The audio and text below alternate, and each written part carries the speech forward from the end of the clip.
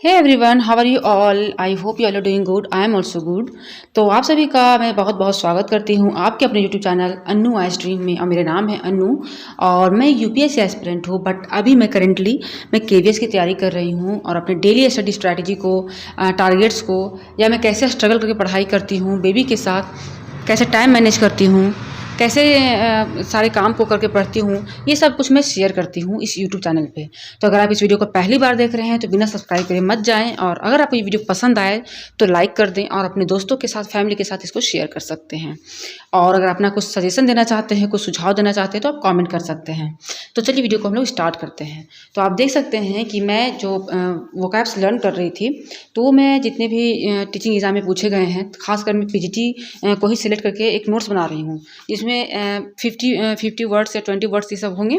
उसको मैं फिर आराम से जैसे कि घूमती रहूँगी या काम करती रहूँगी, उस टाइम में मैं इसको पढ़ सकती हूँ। या बेबी के साथ घूम रही हूँ, बेबी खेल रही है, तो उस समय मैं उस पेज को लेके पढ़ती रहूँगी। तो इस तरह से मेरा एक जो टॉपिक है वो कवर हो जाएगा। तो अभी मैं उसी को लिख रही हूँ। तो सिनोनिम तो अभी तक मैं सेलेक्ट की हूँ जो पीजीटी में, उसमें केवीएस इंक्लूड है। तो सिनोनिम्स में 50 वर्ड्स को इंक्लूड की हूँ और उसको मैं याद भी कर चुकी हूँ। और मैं अभी 20 वर्ड्स मेरे होंगे एंटोनिम्स को, उसको भी मैं लिख लूँगी और मैं साथ साथ याद कर लूँगी। तो वही मैं अभी लिख रही हूँ।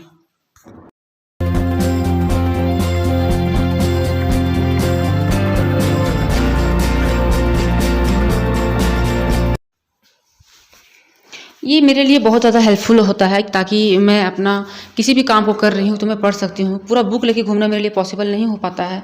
और मैं क्या करने वाली हूँ कि मैं पहले लूसेंट से पढ़ी थी, फिर इंग्लिश बाय रानी मैम से पढ़ी थी। उसके बाद मैं क्या की हूँ कि जो इम्पोर्टेंट है, जो पीजीटी में पूछे गए हैं, इसमें केवीएस भी है, एनवीएस भी है, उसको मैं याद कर रही हूँ, ताकि एक माइंड में एक सेटिस्फैक्शन रहे कि हाँ, मैं अपना इंपॉर्टेंट जो होता है लास्ट टाइम रिवीजन, वो मेरा हो जाएगा और ये एक नोट्स बन जाएगा। तो अगर मैं एग्ज़ाम सेंटर भी जाऊँगी तो, या मैं जाते वक्त जैसे कि जहाँ भी सेंटर देगा तो मैं इसको साथ में लेती जाऊँगी, तो पढ़ने में मेरे लिए हेल्पफुल हो जाता है। हो जाएगा, हो जाता नहीं, हो जाएगा।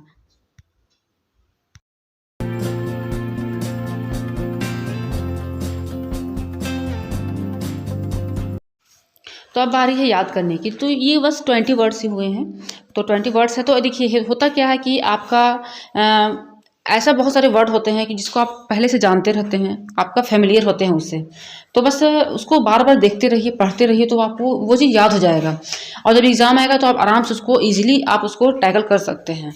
तो बस मैं इसको लिख ली हूँ, अब इसको मैं पढ़ती रहूँगी।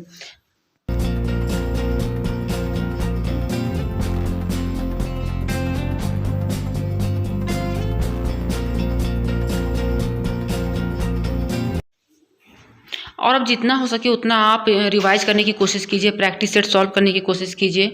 नोट्स बनाना बंद कीजिए, अवॉइड कीजिए, बिल्कुल भी अब टाइम नहीं है नोट्स बनाने का। हाँ, आप जैसे कि आपके पास जो नोट्स है, आप उसका शॉर्ट फॉर्म का नोट्स बना सकते हैं। तो जैसे कि अभी मैं इंग्लिश का बनाई, ताकि ये मेरे एक कंपाइलेशन हो गया कि मैं इसको बार बार पढ़ती रहूँगी। इसी तरह से आप जो भी चैप्टर पढ़ रहे हैं, अगर आपको लगता है कि इसमें ये इंपॉर्टेंट है, तो आप उसको एक छोटे से आप नोटबुक रखिए या पेज रखिए, उसी में उसको स्टिक कर दीजिए। तो बस केवल आपको उतना ही पढ़ना रहेगा। सपोज दैट कि अगर आप एनईपी 2020 पढ़ रहे हैं, तो आप देखिए कि उसमें क्या क्या इंपॉर्टेंट है, कौन कौन सा वर्ड है जो बहुत इंपॉर्टेंट है, जैसे कब आया, किसके द्वारा आया, इसमें क्या क्या प्रावधान किए गए हैं, किसके लिए क्या बताए गए हैं, वो सब रहेगा। तो आप उसको एक छोटा सा पेज में आप उसको लिख के वहीं पे स्टिक कर सकते हैं। तो आप जब भी एनईपी का चैप्टर आप खोलेंगे तो आप उसी को बार बार देखेंगे, तो वो आपका याद हो जाएगा। और एनईपी से याद आया कि मैं भी एनईपी ही पढ़ रही हूँ पेडागोजी में। जो बुक मैं आपको रिकमेंड की हूँ, मैं उसी बुक से पढ़ रही हूँ। वो मेरे लिए बहुत हेल्पफुल हो गया है, क्योंकि आपको पता है कि टाइम बहुत कम है। और जैसे कि मैं बहुत कुछ हैंडल करते हुए पढ़ाई करती हूँ, मेरे लिए इतना ईजी नहीं है 8 घंटे की पढ़ाई करना, 12 घंटे की पढ़ाई करना, 9 घंटे की पढ़ाई करना, या केवल पढ़ाई करना। This is not possible for me because of my condition and situation. So I try to my best. तो बस यही मेरा रहता है कि जितना टाइम मिल रहा है, बस मैं उसको यूज़ करना चाहती हूँ, और जितना भी टाइम मिले उसमें अपना मैं 100% अपना देना चाहती हूँ। तो इस बुक से मेरा मतलब पर्सनली बोल रही हूँ कि ये बुक मेरे लिए बहुत हेल्पफुल हो रहा है। तो ये तभी आपके लिए हेल्पफुल होगा जब आप उसको बेसिक आपका पढ़ा हुआ होगा। तो जैसे कि मेरे पास आपको पता ही है कि मैं नोट्स बना चुकी हूँ। अगर आप मेरे पुराने वीडियो व्लॉग्स को देखते होंगे तो आपको पता होगा कि मैं कैसे कैसे अपने सिलेबस को कंप्लीट की हूँ। खासकर सीडीपी पे बहुत फोकस की हूँ कि मैं कहाँ से पढ़ रही हूँ, मेरा नोट्स कैसे बन रहा है, मैं कितने दिन में फिनिश की हूँ, ईच एंड एवरीथिंग मैं शेयर कर चुकी हूँ। तो अगर आप आज इस ब्लॉग को पहली बार देख रहे हैं तो आप जाके मेरे ब्लॉग्स को देखिए, चेक कीजिए, आपको मिल जाएगा, एक अच्छा इन्फॉर्मेशन आपको मिलेगा। और प्लस मैं अपना नोट्स भी शेयर की हूँ, यूनिट 1 का शेयर की हूँ। तो नोट्स तो मेरे पास प्रिपेयर है। तो अब केवल है कि जैसे कि आप एक अब ओवरव्यू करने का टाइम है। जैसे कि जितना भी टाइम है, मैं ये नहीं कह रही कि मेरा सारा सिलेबस कंप्लीट हो चुका है। नहीं, कोई नहीं कर सकता है सिलेबस कंप्लीट। इस बात को हमेशा याद रखिए। जिसके पास 24 घंटे हैं ना, वो भी सिलेबस को कंप्लीट नहीं कर सकता है। ठीक है?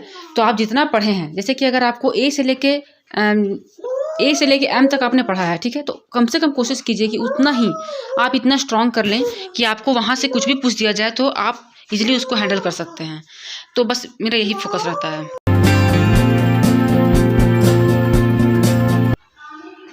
तो अभी मैं इसका प्रैक्टिस सेट सॉल्व कर रही हूँ उस बुक का।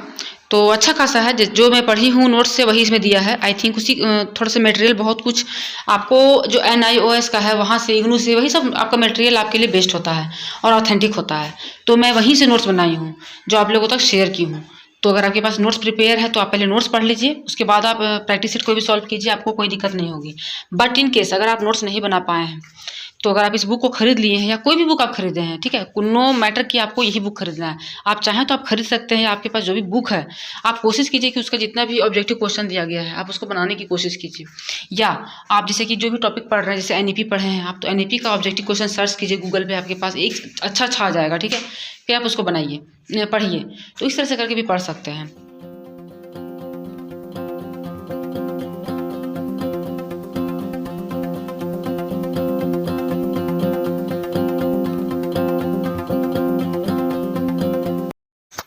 तो मेरा टारगेट है कि कम से कम मैं भी 2 आवर्स पढूँ।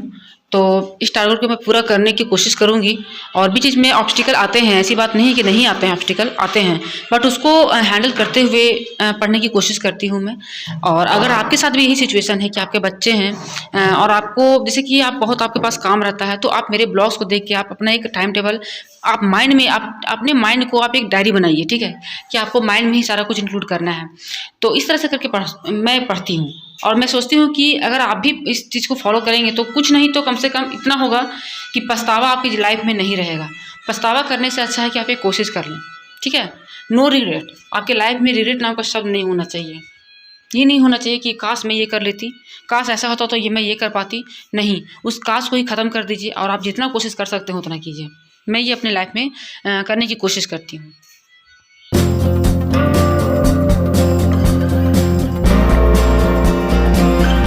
तो अब बेबी भी उठ चुकी है और उसका आहट आ रहा है उठने का। तो बस अब मेरा पढ़ाई यहीं तक फिनिश होता है। इस टाइम का पढ़ाई मेरा यहीं तक फिनिश होता है। और इसके बाद जो मैं नोट्स बनाई हूँ वही मेरा काम देगा कि मैं उसको घूमते हुए पढ़ूँगी, टहलते हुए पढ़ूँगी। बेबी को जब उसको थोड़ा दूध पिला दूँगी, कुछ खिला दूँगी, जब वो रिलैक्स हो जाएगी तो मेरा यही नोट्स काम आने वाला है। और थोड़ा सा इसके साथ अब टाइम स्पेंड करना होगा। तो चलिए देखते हैं कि अब इसको थोड़ा सा रो ही रही है। आई थिंक इसका नींद पूरा नहीं हुआ था। तो बस इसको थोड़ा सा धूप में लेके बैठी हूँ। तो आई होप आपको आज का ब्लॉग पसंद आया होगा, आपको इससे कुछ मोटिवेशन मिला होगा कि आप देख सकते हैं कि मैं कितना कुछ हैंडल करते हुए पढ़ाई करती हूँ। और ये मैं बहुत बड़ा काम नहीं कर रही हूँ, इससे भी ज़्यादा लोग स्ट्रगल करते हैं लाइफ में और बहुत कुछ हैंडल करते हुए अपनी पढ़ाई को पूरा करते हैं, पढ़ाई अपने ड्रीम को पूरा करते हैं, जो भी उनका लक्ष्य है उसको पूरा करते हैं। तो मैं अपने आप को बहुत ज़्यादा महान नहीं मानती हूँ कि मैं बहुत बड़ा काम कर रही हूँ, ऐसा कुछ भी नहीं है। बस मैं ये कहना चाहूँगी कि अगर आप अपने लाइफ में किसी न किसी कारणवश अपनी पढ़ाई को स्टॉप कर देते हैं या अपने ड्रीम के बारे में नहीं सोचते हैं और अभी आपके पास उम्र बचा हुआ है, आप उसके लिए कैपेबल हैं और आप छोड़ देते हैं कि छोड़ो हटाओ अब क्या करना है, किसी तरह से अब लाइफ निकल ही रहा है, तो इस चीज़ को आप अवॉइड कीजिए। अगर अभी आपके पास क्षमता है, आपके पास उम्र है, तो आप उस चीज़ को यूज़ कीजिए और थोड़ा टाइम निकाल के पढ़ाई कीजिए। या जो आपको अच्छा लगता है, आपको अगर जैसे कि कोई भी सिलाई बनाना अच्छा लगता है, अच्छी लगती है, खाना बनाना अच्छा लगता है, जो भी आपका हॉबी है आप उसको भी जिए। हॉबी रहने से क्या होता है कि आपका जो लाइफ है, वो जो डे टू डे लाइफ में जो आपका स्ट्रगल चलता है, खिचखिच चलता है फैमिली में या जो भी होता है, उससे आपको बाहर निकलने में बहुत हेल्प करता है। जैसे फैमिली में होता क्या है कि कोई कुछ बात बोला तो उस बात को आप दिन भर बैठ के सोचते हैं, काम भी कर रहे हैं, सोच भी रहे हैं, तो उससे क्या होता है कि आपका माइंड डिस्टर्ब होता है। आपके अंदर जो आपकी जो बुद्धि है वो आपका कम होता जाता है और इससे आपका जो रिलेशन है उस पर भी इफेक्ट पड़ता है। तो कोशिश कीजिए कोई एक हॉबी अपने साथ रखिए, अपने पास रखिए। वो कुछ भी हो सकता है, पढ़ाई करने का हो सकता है, सिलाई बुनाई सीखने का हो सकता है, पेंटिंग का हो सकता है, गाना सुनने का हो सकता है। उसको आप अपने लाइफ में कम से कम 1 घंटे का भी टाइम दीजिए अपने आप को, तो इस तरह से लाइफ आसान हो सकता है। Thank you.